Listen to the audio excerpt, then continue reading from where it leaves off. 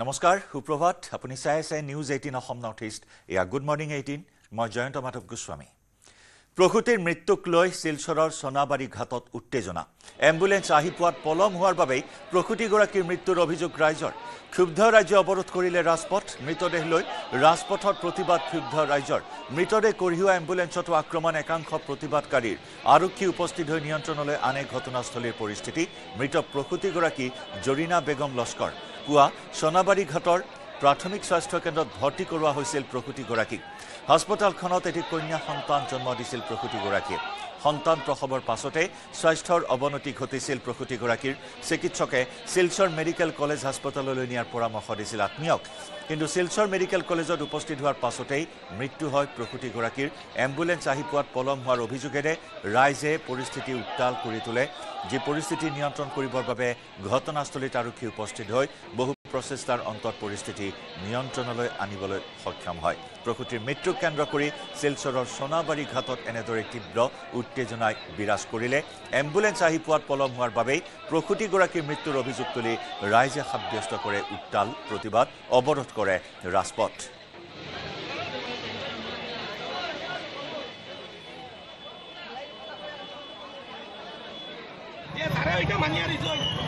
যদি উচ্চ মেশিনারি যদি না থাকে তাহলে তারা নেক্সট টাইম যাতে এরকম আর ডেলিভারি কেস না রাখে এটা আমরা একটা দাবি আর 2 নম্বর দাবি হইল যে মেয়েটা আজকে এই ডাক্তারগুলোর গাফিলতির কারণে মারা গেছে এই মেয়েটারে যাতে একটা আর্থিক সাহায্য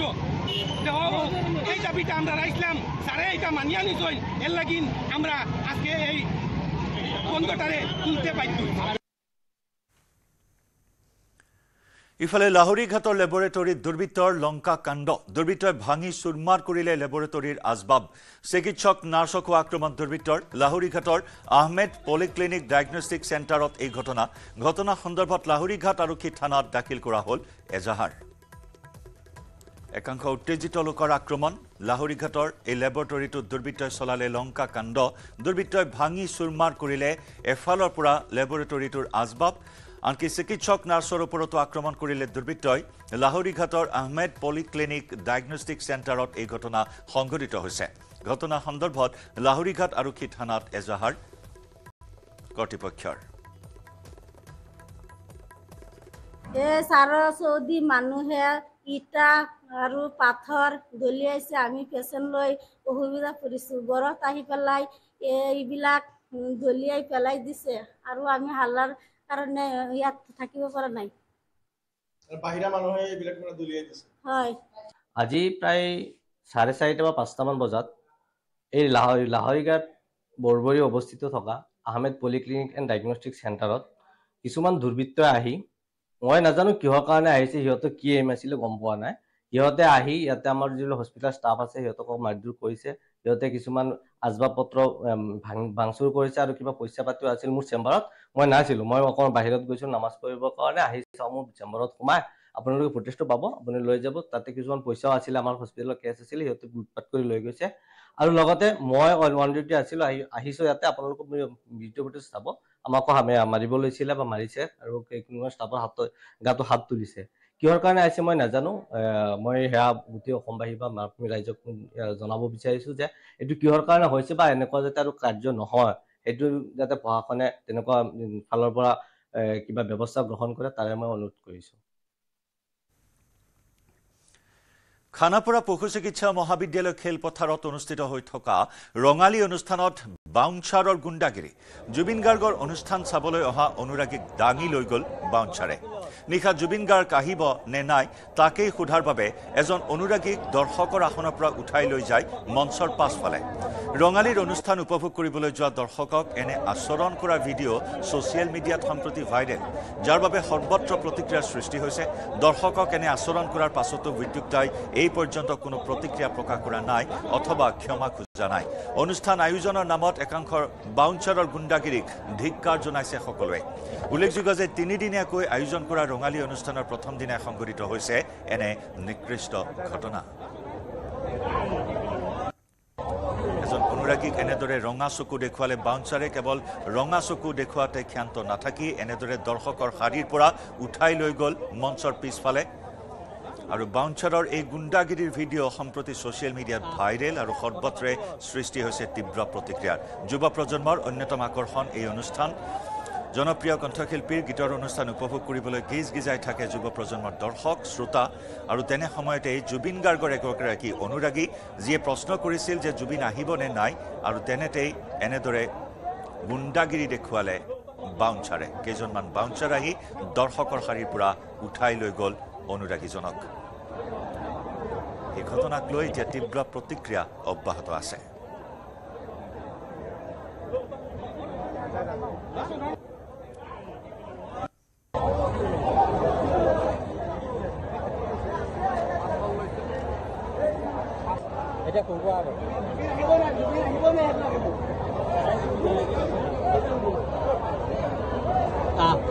কথা পাতিল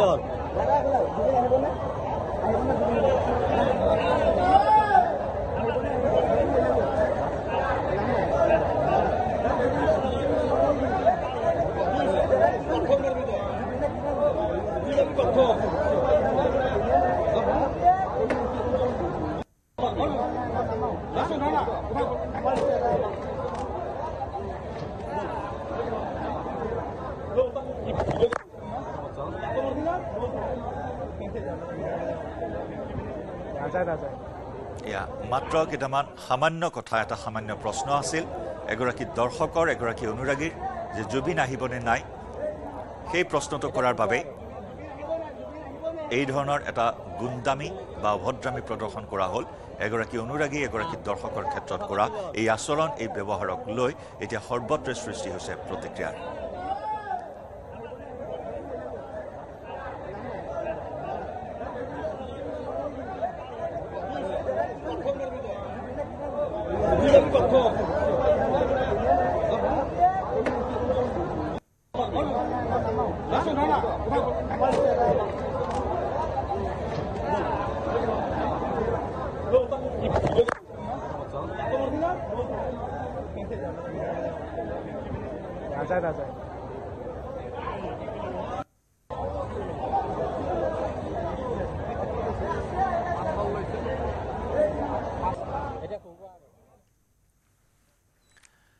গুৱাহাটীৰ ফাঁচী বজাৰৰ ATM ডকাইতিৰ ৰহস্য ফাদিল। 3 ঘণ্টাৰ ভিতৰতে ফাদিল ফাঁচী বজাৰত ডকাইতিৰ ৰহস্য। কৰ্মচাৰী অনিল শৰ্মাই টকাখিনি লুকুৱাই ৰাখিছে। দুৰ্বৃত্তই চকুত জলকীয়া গুৰি ছটিয়াই ধন কাঢ়ি নিয়া বুলি মিছা অভিযোগ আনিছিল অনিল শৰ্মাই। টকাখিনি লুকুৱাই নাটক ৰচনা কৰিছিল অনিলে। বামুণী মৈদামৰ এটা ফ্লেটৰ পৰা উদ্ধাৰ কৰা হয় টকাখিনি। চাদত লুকুৱাই থোৱা অৱস্থাত উদ্ধাৰ নগদ 6,28,000 টকা। ঘটনাত অনিল শৰ্মাৰ সৈতে জড়িত আছে আন এজন লোক। আনজন লোককো ইতিমধ্যেই চিনাক্ত কৰিছে আৰক্ষীয়ে। ইতিমধ্যেই লোকজনক গ্ৰেপ্তাৰ কৰিব বুলি জানিব পৰা হৈছে। অতি শীঘ্ৰেই গ্ৰেপ্তাৰ হ'ব আনজন অভিযুক্ত। এনেদৰে এক নাটক, ধন হৰলুকি হোৱাৰ, ডকাইতি হোৱাৰ এক নাটক ৰচনা কৰা হৈছিল। নিজেই ৰচনা কৰা নাটকত অৱশেষত জালত পৰিল এইজন অনিল শৰ্মা নামৰ লোক। 3 ঘণ্টাৰ ভিতৰতে ফাদিল হ'ল ফাঁচী বজাৰৰ এই ডকাইতিৰ ৰহস্য। কৰ্মচাৰী অনিল শৰ্মাই নিজেই টকাখিনি লুকুৱাই ৰাখিছিল আৰু দুৰ্বৃত্তই চকুত জলকীয়া গুৰি ছটিয়াই ধন কাঢ়ি নিয়া বুলি মিছা অভিযোগ আনিছিল। টকাখিনি লুকুৱাই নাটক ৰচনা কৰিছিল। বামুণী মৈদামৰ এটা ফ্লেটৰ চাদৰ পৰা উদ্ধাৰ কৰা হৈছে নগদ 6,28,000 টকা। এই ঘটনাত অনিল শৰ্মাৰ সৈতে জড়িত আছে আন এজন। সেইজনকো চিনাক্ত কৰা হৈছে আৰু অতি শীঘ্ৰেই গ্ৰেপ্তাৰ হ'ব আনজন অভিযুক্ত।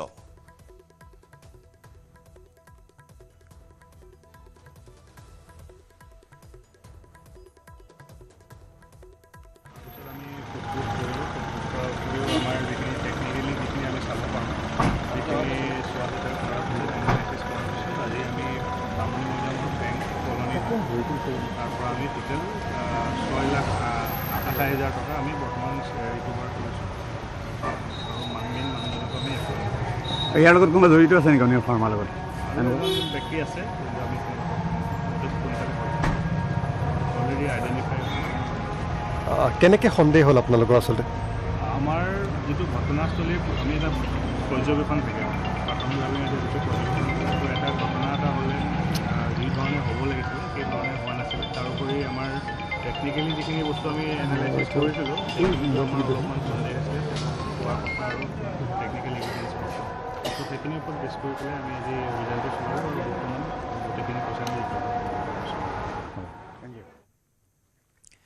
গুৱাহাটী বিশ্ববিদ্যালয় কৰ্তৃপক্ষৰ বিৰুদ্ধে পুনৰ সৰব ছাত্ৰ সমাজ কন্দৰ্প শৰ্মাৰ স্বাক্ষৰ সম্বলিত পৰীক্ষাসূচী প্ৰকাশৰ পিছতে ক্ষোভ আইন মহাবিদ্যালয়ৰ ছাত্ৰ সন্থাৰ ছাত্ৰ সমাজৰ প্ৰতিবাদক আওকাণ কৰাৰ গুৰুতৰ অভিযোগ বিশ্ববিদ্যালয় কৰ্তৃপক্ষৰ বিৰুদ্ধে উল্লেখযোগ্য যে কিছুদিন পূৰ্বে পৰীক্ষা কেন্দ্ৰিক ঘটনাৰ বাবে পৰীক্ষা নিয়ন্ত্ৰক কন্দৰ্প শৰ্মাৰ বিৰুদ্ধে ছাত্ৰ ছাত্ৰীসকলে উপাচাৰ্যৰ কক্ষৰ সন্মুখত সাব্যস্ত কৰিছিল প্ৰতিবাদ তাৰ পিছতেই উপাচাৰ্য ননী গোপাল মহন্তই সাময়িকভাৱে চাকৰিৰ পৰা অব্যাহতি দিছিল কন্দৰ্প শৰ্মাক বিশ্ববিদ্যালয় কৰ্তৃপক্ষই এখন তদন্ত কমিটি গঠন কৰি সেই কমিটিৰ সিদ্ধান্ত মৰ্মে কন্দৰ্প শৰ্মাৰ পুনৰ যোগদানৰ কথা বিবেচনা কৰিব ছাত্ৰ সমাজক কৈছিল কিন্তু তদন্ত কমিটিৰ প্ৰতিবেদনৰ পূৰ্বেই পুনৰ কন্দৰ্প শৰ্মাৰ স্বাক্ষৰ সম্বলিত পৰীক্ষাসূচী বিশ্ববিদ্যালয় কৰ্তৃপক্ষই প্ৰকাশ কৰাত ক্ষোভিত হৈ পৰিছে ছাত্ৰ সমাজ যিগৰাকী এক্সামিনেশ্যন কন্ট্ৰোলাৰে পৰীক্ষা নিয়ন্ত্ৰক মহোদয়ে ছাত্ৰ ছাত্ৰীক ভাল ব্যৱহাৰ এটা কৰিব নাজানে বহুত ছাত্ৰ ছাত্ৰীক তেওঁ মিছবিহেভ কৰাৰ অভিযোগ আছে সেইগৰাকী কন্ট্ৰোলাৰ ছাৰক অতি শীঘ্ৰে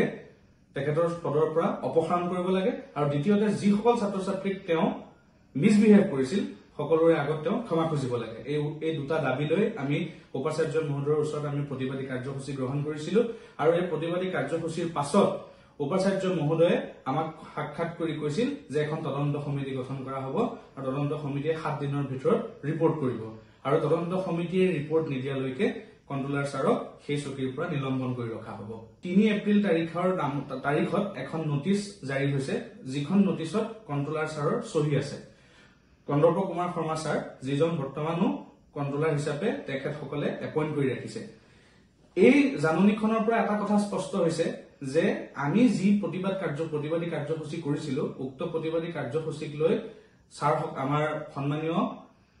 কৰ্তৃপক্ষৰ লোকসকলে আমাৰ প্ৰতিবাদৰ প্ৰতি কোনো ধৰণৰ গুৰুত্ব তেওঁলোকে দিয়া নাই তেখেতলোকে যিকোনো প্ৰকাৰে সেই অধ্যক্ষগৰাকী কন্ট্ৰোলাৰ গৰাকীক নিজৰ আসনখনত পুনৰ অধিষ্ঠিত কৰি ৰাখিবৰ কাৰণে যুঁজা চলোৱা যেন আমাৰ পৰিলক্ষিত হৈছে সমুখত হেঁপাহৰ ৰঙালী বিহুলৈ মাজত এতিয়া মাথো কেইটামান দিন বিভিন্ন প্ৰান্তত চলিছে বিহুৰ আখৰা ধেমাজিৰ তেলিজানত হাবুং নামৰ বিহু দলটোৱে চলাইছে দিনে ৰাতি আখৰা 2018 চনৰ পৰা আৰম্ভ কৰা দলটোৰ বিহু অতি সাজু হৈছে ৰঙালী বিহুৰ বাবে পূৰ্ণকালীন আখৰাত ব্যস্ত সকলো ঢোল তাল বাঁহী পেপাৰ মাতৰ লগতে বিহু নামত মুখৰিত হৈ পৰিছে তেলিজান গাঁও ডেকা গাভৰু গিৰিপনিত কপিছে এতিয়া বিহুতলী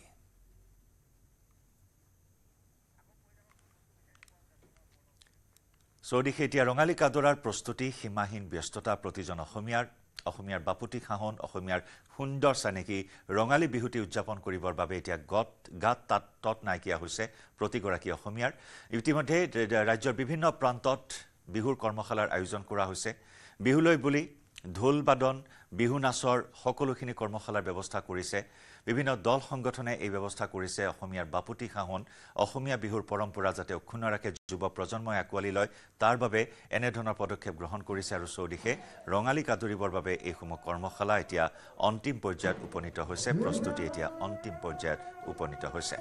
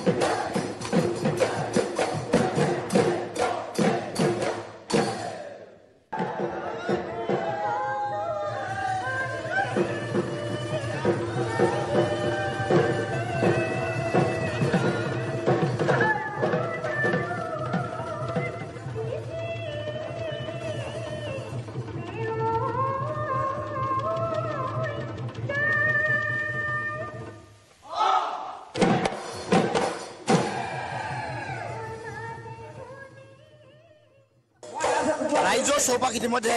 আচলতে ঢোল পেপাৰ মাতত মুখৰিত হৈছে আৰু ব্যতিক্ৰম নহয় ধেমাজি আৰু ধেমাজিৰ যি আচলতে ঐতিহাসিক হাবুঙৰ নামাকৰণেৰে হাবুং যি আচলতে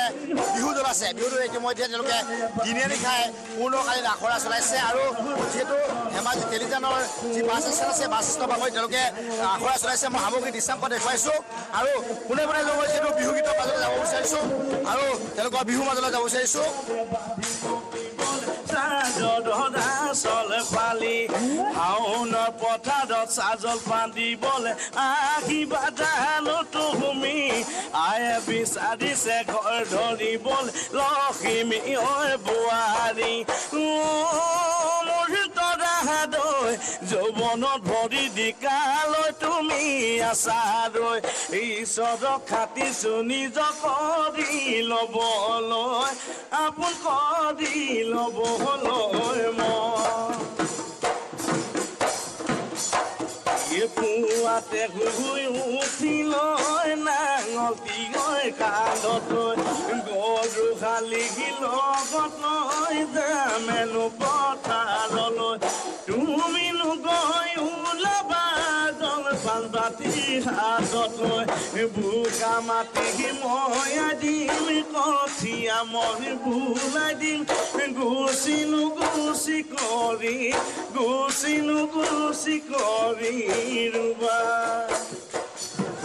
হয় আমাৰ হাতে যিহেতু হাবুং হুঁচৰি দলৰ প্ৰতিষ্ঠাকালৰ এগৰাকী ব্যক্তি আছে আমি দেখিছোঁ যে ইতিমধ্যে বিহু লগা এটা পৰিৱেশ আৰম্ভ হৈছে আপোনাকো এই বিহুৰ আখৰাথলীত আমি লগ পাইছোঁ কেনেধৰণৰ এটা পৰিৱেশ আৰু এই দলটোৰ লগত কেনেধৰণে জড়িত হৈছে নমস্কাৰ সকলোকে মই বিহুৰ শুভেচ্ছা জনাইছোঁ আচলতে মোক ধৰি বান্ধি আনিলে মই অকণমান কিবা কামত আছিলোঁ এনেকুৱা এটা পৰিৱেশ আমাৰ অসমীয়া জাতিৰ যিটো প্ৰকাশ কৰিব নোৱাৰি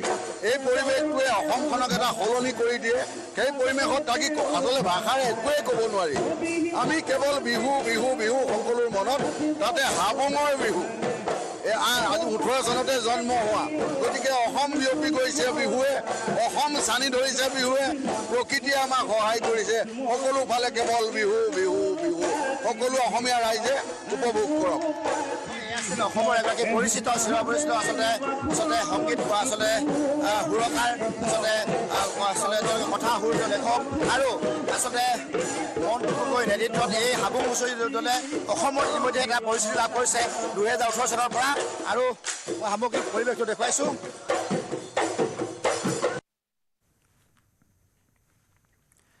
বিৰোধীক ধূলিৰ সৈতে মিলাই ৰাভা হাছং স্বায়ত্তশাসিত পৰিষদৰ নিৰ্বাচনত বিজেপিয়ে উৰুৱালে বিজয় ধ্বজা দুখন আসনক বাদ দি বিজেপি মিত্ৰজোঁটে দখল কৰিলে 34খন আসন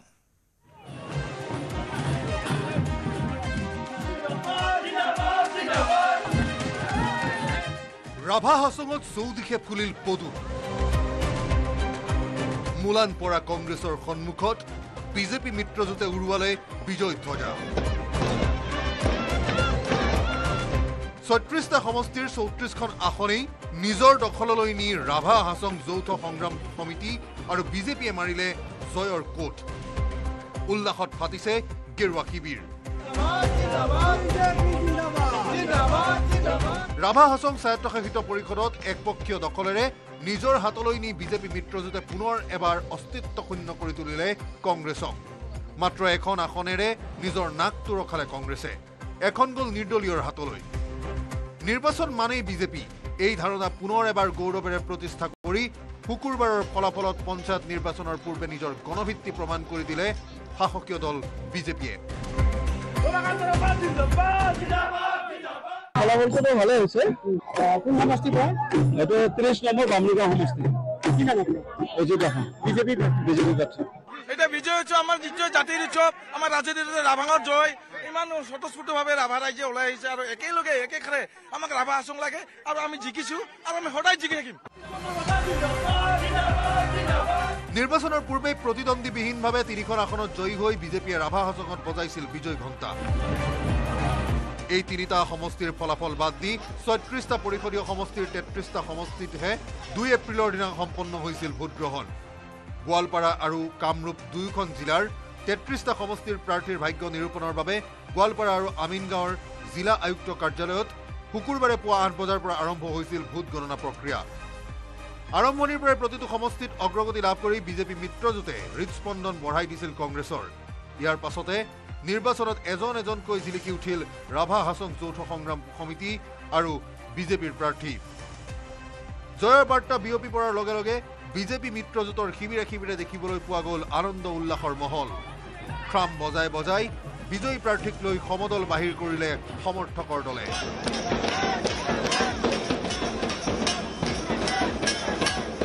জয়ৰ হেট্ৰিকৰে ৰাভা হাছং দখল কৰা মিত্ৰ দলৰ হৈ মন্তব্য আগবঢ়ালে বৰ্তমানৰ মুখ্য কাৰ্যবাহী টংকেশ্বৰ ৰাভাই। এই জয়ক ক্ৰিকেট ফুটবলৰ ভাষাৰেই বুজালে ৰাভাই।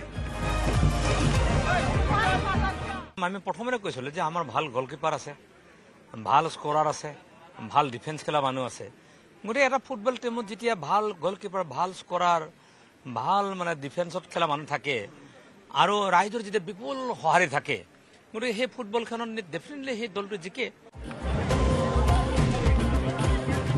ৰাভা হাছং পৰিষদ বিজয়ৰ পাছতে মুখ্যমন্ত্ৰী হিমন্ত বিশ্ব শৰ্মায়ো আগবঢ়ালে প্ৰতিক্ৰিয়া।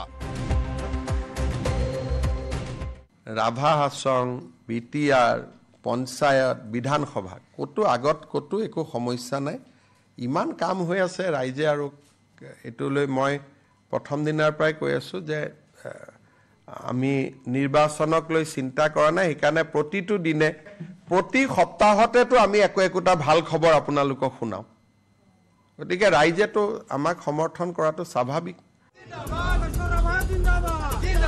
ৰাভা হাছঙৰ পৰিষদীয় নিৰ্বাচনৰ পূৰ্বেই এক প্ৰকাৰ আত্মসমৰ্পণ কৰিছিল কংগ্ৰেছে। প্ৰচাৰত বিশেষ মন কাণ নিদি দূৰৈৰ পৰাই কংগ্ৰেছে চাই ৰৈছিল বিজেপিৰ ষ্টাৰ কেম্পেইনাৰৰ প্ৰচাৰ অভিযান। কিন্তু তাৰ পিছতো ৰাভা হাছঙত ৰাইজৰ মনত ঘৰ সাজি নিৰ্বাচনত জিকাৰ দম্ভালি গুচা নাছিল প্ৰদেশ কংগ্ৰেছৰ সভাপতি ভূপেন বৰাৰ। ভূপেন বৰাৰ দম্ভ নীতিকিল, কিন্তু নাক বচাবলৈ আগবাঢ়ি আহিল একমাত্ৰ কুশধোৱা দৰংগিৰি সমষ্টিৰ প্ৰাৰ্থী পৰমা ৰাভা। পঞ্চায়ত নিৰ্বাচনলৈ আৰু এমাহো নাই। তাৰ প্ৰাক্ষণত ৰাভা হাছঙে বিৰোধী দলটোলৈ পুনৰ এবাৰ কঢ়িয়ালে অশনি সংকেত।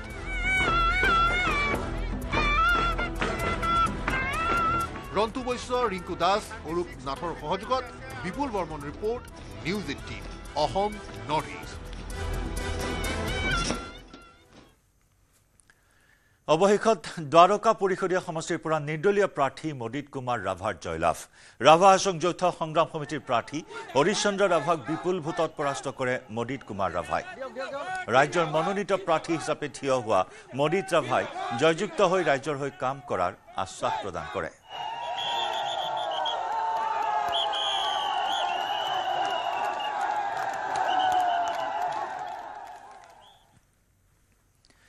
পহিলা বহাগৰ পৰা সকলো চৰকাৰী নীতি নিৰ্দেশনা ইংৰাজীৰ লগতে অসমীয়া ভাষাটো ছপা কৰাৰ বাবে শুকুৰবাৰে অসম কেবিনেটে গুৰুত্বপূৰ্ণ সিদ্ধান্ত গ্ৰহণ কৰে। অসম চৰকাৰৰ কেবিনেটৰ এই গুৰুত্বপূৰ্ণ সিদ্ধান্তত অসম সাহিত্য সভাই আদৰণি জনাইছে। ৰাজ্যৰ প্ৰতিটো চৰকাৰী কাৰ্যালয়ত সকলো নীতি নিৰ্দেশনা অসমীয়া ভাষা ব্যৱহাৰ বাধ্যতামূলক কৰাৰ সিদ্ধান্ত ঘোষণা কৰাৰ পিছতেই অসম সাহিত্য সভাৰ দৰং জিলা সমিতিয়ে আনন্দ প্ৰকাশ কৰে। মুখ্যমন্ত্ৰীৰ এই পদক্ষেপত আদৰণি জনাই সাহিত্য সভাই চৰকাৰী কাৰ্যালয়ৰ বাহিৰেও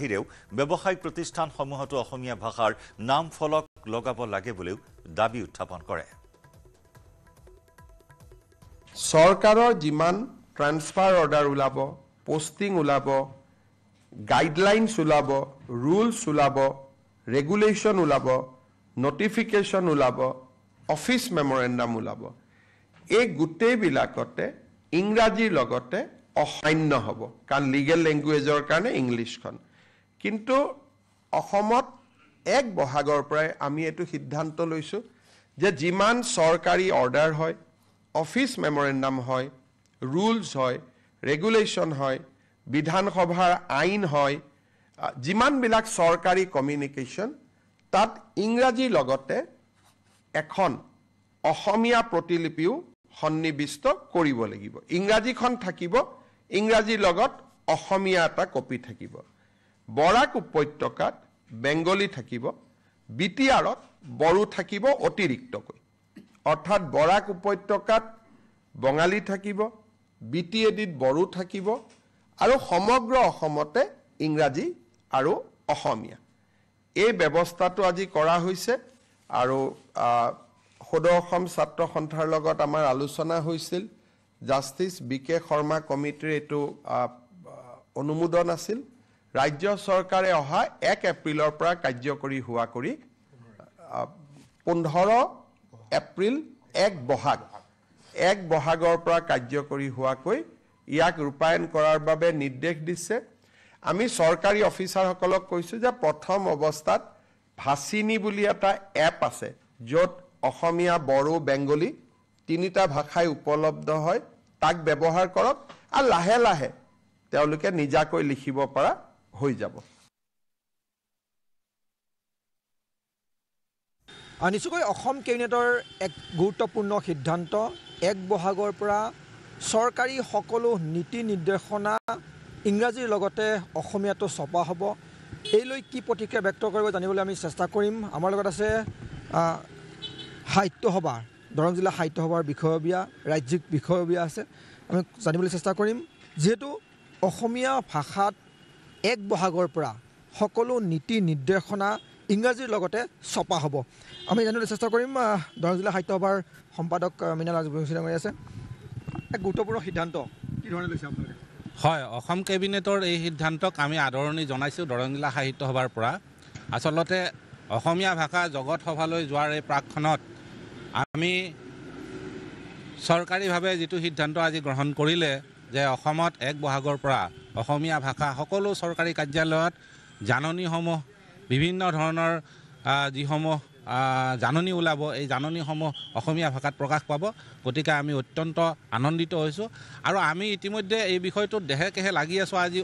বহু বছৰৰ পৰা অসম সাহিত্য সভাৰ ৰাজ্য ভাষা আৰু মাতৃভাষা প্ৰয়োগ আঁচনিৰ অধীনত আমি অসমৰ বিশেষকৈ আমি দৰঙৰ যিসমূহ ব্যৱসায়িক প্ৰতিষ্ঠান আছে এই ব্যৱসায়িক প্ৰতিষ্ঠানসমূহক আমি গৈ অনুৰোধ জনাইছিলোঁ যে আপোনালোকে যিসমূহ নামফলক এই নামফলকসমূহত আপোনালোকে অসমীয়া ভাষা ব্যৱহাৰ কৰিব আৰু এই প্ৰক্ৰিয়া আমাৰ এতিয়াও অব্যাহত আছে আৰু আজি যিটো সিদ্ধান্ত গ্ৰহণ কৰিলে আমি সঁচাকৈয়ে অতি আনন্দিত হৈছোঁ আৰু অসম চৰকাৰৰ মাননীয় মুখ্যমন্ত্ৰীক আমি ধন্যবাদ জ্ঞাপন কৰিছোঁ তেখেতৰ এই যি সিদ্ধান্ত এই সিদ্ধান্ত সঁচাকৈয়ে আমাক যথেষ্টখিনি আগুৱাই লৈ যাব এইখিনি এই কি ক'ব যে এটা গুৰুত্বপূৰ্ণ সিদ্ধান্ত বুলি ইতিমধ্যে উল্লেখ কৰিছে অসম চৰকাৰৰ আজি যিটো সিদ্ধান্ত এইটো এটা ঐতিহাসিক সিদ্ধান্ত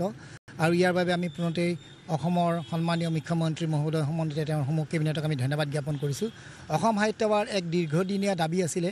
যে অসমত অসমীয়া ভাষাটো মাতৃভাষা ৰূপে স্বীকৃতি পাব লাগে আৰু তাৰ পৰিপ্ৰেক্ষিতত আজি চৰকাৰীভাৱে যি নিৰ্দেশনা জাৰি কৰা হ'ল যে ইংৰাজীৰ লগতে সকলো জাননী বা নিৰ্দেশনাবোৰ অসমীয়া ভাষাত আজিৰ পৰা বহাগৰ 1 তাৰিখৰ পৰা উপলব্ধ হ'ব সেইটোৱে আমাক বহুত আনন্দিত কৰিছে আমি বহুত উৎফুল্লিত হৈছোঁ আৰু এই যুগান্তৰকাৰী সিদ্ধান্তটোৱে আমাৰ অসম আৰু অসমীয়াক পুনৰবাৰ বিশ্ব দৰবাৰত প্ৰতিষ্ঠাত সহায় কৰিব বুলি আমি দৃঢ় বিশ্বাস নিশ্চয়কৈ অসমীয়া ভাষা যি বাধ্যতামূলকৰ যি সিদ্ধান্ত এই সিদ্ধান্তক সকলোৱে আদৰণি জনাইছে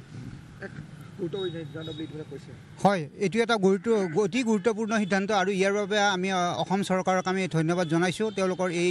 যি সিদ্ধান্ত সেই সিদ্ধান্তক আদৰণি জনাইছোঁ আৰু আমি অসম সাহিত্য সভায়ো আমি জানো যে 1950 চনৰ পৰাই এইটো দাবী কৰা হৈছিল যে অসমীয়া ভাষাক চৰকাৰী ভাষা হিচাপে স্বীকৃতি দিব লাগে আৰু 1960 চনত যি আইন প্ৰণয়ন কৰা হৈছিল সেই আইন প্ৰণয়ন বিভিন্ন কাৰণত হয়তো কাৰ্যকৰী কৰাৰ ক্ষেত্ৰত অসুবিধা হৈ আছিল কিন্তু আমাৰ মাননীয় মুখ্যমন্ত্ৰী ডক্টৰ হিমন্ত বিশ্ব শৰ্মাদেৱৰ নেতৃত্বত আজি যি সিদ্ধান্ত লোৱা হ'ল যে 1 বহাগৰ পৰা অসমীয়া ভাষা চৰকাৰী কাৰ্যালয়সমূহত বাধ্যতামূলকভাৱে প্ৰচলন কৰা হ'ব তাৰ জৰিয়তে আমাৰ অসমীয়া ভাষীসকলক সাধাৰণ মানুহক বহুতখিনি সকাহ দিছে এই কাৰণে যে বহু ক্ষেত্ৰত কিছুমান অধিসূচনা বা জাননী সাধাৰণ মানুহে বুজি নাপায় ইয়াৰ জৰিয়তে সাধাৰণ মানুহখিনিয়ে যথেষ্টখিনি সকাহ পাব আৰু আমাৰ প্ৰশাসনিক যিটো ব্যৱস্থা সেই ব্যৱস্থাটোক তেওঁলোকে সুমুৱাই যোৱাৰ কাৰণে অধিক সুবিধা হ'ব গতিকে পুনৰবাৰ অসম চৰকাৰক মই ধন্যবাদ জনাইছোঁ নিশ্চয়কৈ এক গুৰুত্বপূৰ্ণ সিদ্ধান্ত ইতিমধ্যে সকলোৱে আদৰণি জনাইছে চিৰচেনেহী মোৰ ভাষা জননী ভাষা অসমীয়া ভাষাক আচলতে জগত সভালৈ লৈ যোৱাৰ কাৰণে সাহিত্য সভাৰ বিভিন্ন ধৰণে কাম কৰি আছে তেনে সময়তে মুখ্যমন্ত্ৰীৰ যি সিদ্ধান্ত মুখ্যমন্ত্ৰী কেবিনেটৰ ডক্টৰ হিমন্ত বিশ্ব শৰ্মাৰ কেবিনেটৰ যি সিদ্ধান্ত এই সিদ্ধান্তক বিশেষকৈ অসম সাহিত্য সভাই আদৰণি জনাইছে কলিয়াবৰৰ বাগৰিত ভয়ংকৰ পথ দুৰ্ঘটনা কৰ্তব্যৰত আৰক্ষীক খুন্দা তীব্ৰবেগী বাহনৰ গুৰুতৰভাৱে আহত আৰক্ষী জোৱান ৰন্তু দত্ত এই দুৰ্ঘটনা সংঘটিত কৰা বাহনখনৰ নম্বৰ AS01 DN 5747 বাগৰি আৰক্ষী চকীৰ সন্মুখতে এই দুৰ্ঘটনা আহত ৰন্তু দত্তক উন্নত চিকিৎসাৰ বাবে নগাঁৱলৈ প্ৰেৰণ দুৰ্ঘটনা সংঘটিত কৰি পলায়ন কৰা বাহনখন জব্দ কহৰা আৰক্ষীয়ে জব্দ কৰে বাহনখন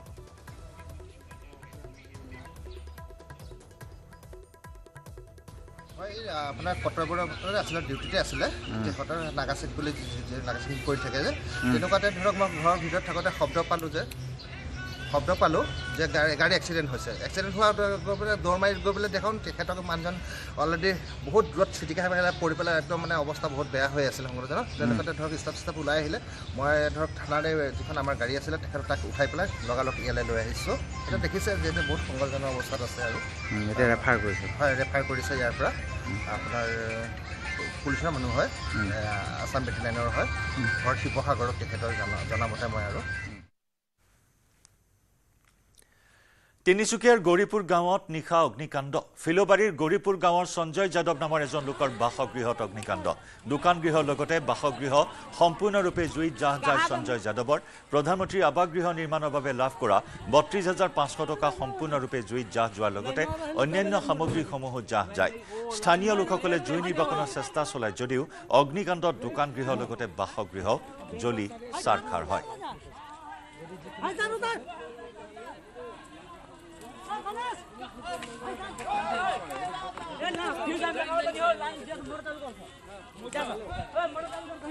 আমাৰ এই গাভৰুপতি গাঁও পঞ্চায়তৰ গৌৰীপুৰ গাঁৱৰ সঞ্জয় যাদৱ নামৰ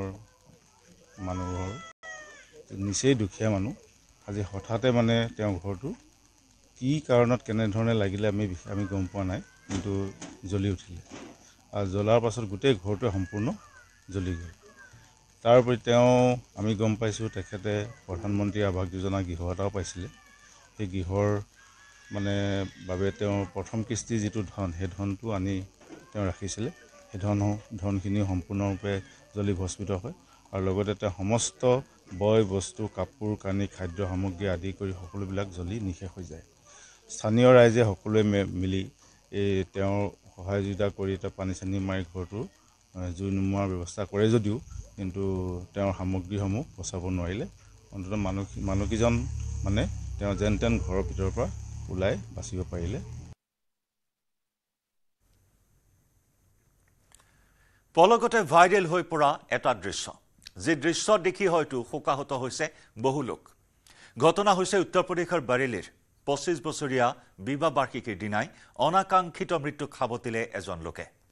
বিবাহ বাৰ্ষিকী উপলক্ষে সকলো ব্যস্ত আছিল অনুষ্ঠিত কৰা হৈছিল এক আড়ম্বৰপূৰ্ণ অনুষ্ঠান সকলোৰে মুখত দেখিবলৈ পোৱা হৈছিল উৎসাহ ব্যতিক্ৰম নাছিল বিবাহৰ 25টা বছৰ পাৰ কৰা ৱাসিম শাৰৱাত নামৰ লোকজনো বিবাহ বাৰ্ষিকী উপলক্ষে অনুষ্ঠিত কৰা আড়ম্বৰপূৰ্ণ অনুষ্ঠানটোত মঞ্চত পত্নীৰ সৈতে নাচি আছিল ৱাসিম শাৰৱাত কিন্তু হঠাতে ঘটিল হৃদয় বিদাৰক ঘটনাটো পত্নীৰ সৈতে নাচি থকা অৱস্থাতে হৃদক্ৰিয়া বন্ধ হৈ হঠাতে মঞ্চত ঢলি পৰিল ৱাসিম শাৰৱাত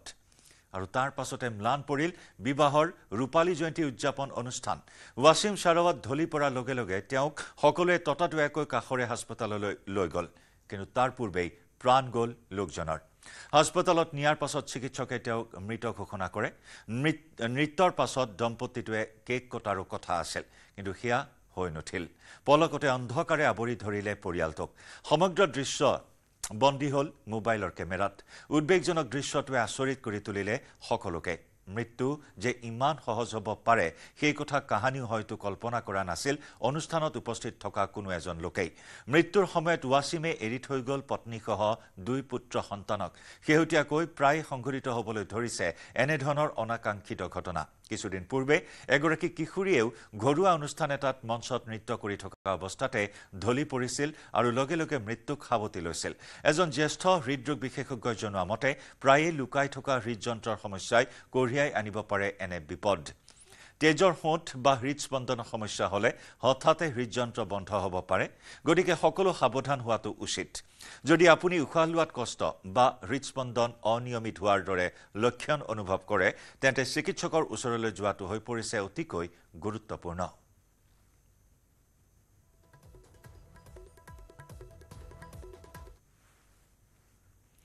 আজি অশোকাষ্টমী পুৱাই ব্ৰহ্মপুত্ৰত স্নান কৰিবলৈ ওলাই আহিল বহুজন ব্ৰহ্মপুত্ৰত চৈত মাহৰ শুক্লপক্ষৰ পবিত্ৰ গংগাৰ পানী ব্ৰহ্মপুত্ৰৰে বৈ যায় বুলি জনবিশ্বাস আছে গুৱাহাটীৰ ফাঁচী বজাৰৰ লাচিত ঘাট আৰু কাছমাৰীৰ পুৱা 6 বজাৰ পৰা ভক্তই ভিৰ কৰিছে এই খবৰ আমি পৰৱৰ্তী বুলেটিনত আগবঢ়াম সময় হৈছে গুড মৰ্নিং 18ৰ পৰা বিদায় লোৱাৰ নমস্কাৰ